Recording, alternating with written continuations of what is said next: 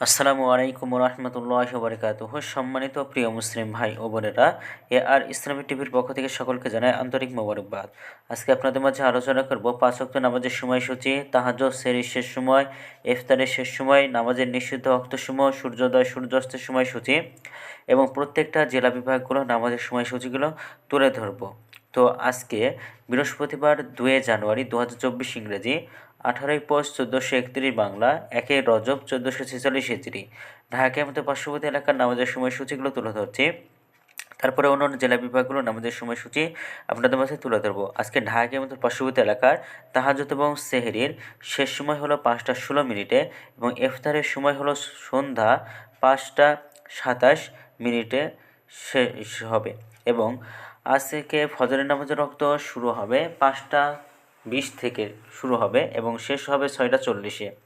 জোহরের নামাজের ওয়াক্ত শুরু হবে 12টা 3 মিনিটে, শেষ হবে 3টা 46 মিনিটে। আসরের ওয়াক্ত শুরু হবে 3টা 47 মিনিটে, শেষ হবে 5টা 22 মিনিটে। মাগরিবের ওয়াক্ত শুরু হবে 5টা 26 মিনিটে, শেষ হবে 6টা 43 মিনিটে। এশার নামাজের ওয়াক্ত আজকে শুরু হবে 6টা 44 মিনিটে, শেষ হবে 5টা 15 মিনিটে। এখন আলোচনা করব নামাজের নিষিদ্ধ ওয়াক্ত সময় সম্পর্কে।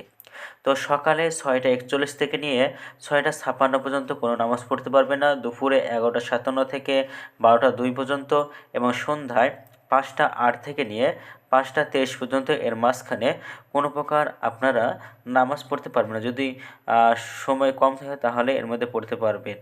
এখন আলোচনা করব সকালে আজকে সূর্যাস্ত যাবে 5টা 22 মিনিট এবং সকালে সূর্যোদয় হবে 6টা 41 মিনিটে। এগুলো ঢাকার মধ্যে পার্শ্ববর্তী এলাকার নামাজের সময়সূচি। এখন আলোচনা করব বিভাগীয় শহরের জন্য উল্লেখিত সময়ের সঙ্গে যেসব বিভাগের সময় যোগ বিয়োগ করবে। তো বিয়োগ করবেন চট্টগ্রাম 5 মিনিট এবং সিলেটে 6 মিনিট কম করবেন। ঢাকার মধ্যে পার্শ্ববর্তী এলাকার সময় থেকে চট্টগ্রাম 5 মিনিট এবং সিলেটে 6 মিনিট কম করবেন। যোগ করবেন খুলনাতে 3 মিনিট, রাজশাহীতে 7 minute, Rangpur 8 minute, Barishal 1 minute বেশি করবেন। ঢাকার মতো পার্শ্ববর্তী এলাকার নামাজের সময়সূচি থেকে এই একটা বিভাগ বেশি করবেন। তো আজকের ভিডিওটি এ পর্যন্ত ছিল, আর এই সূত্রগুলো নিয়েছি আমরা ইসলামিক ফাউন্ডেশন থেকে।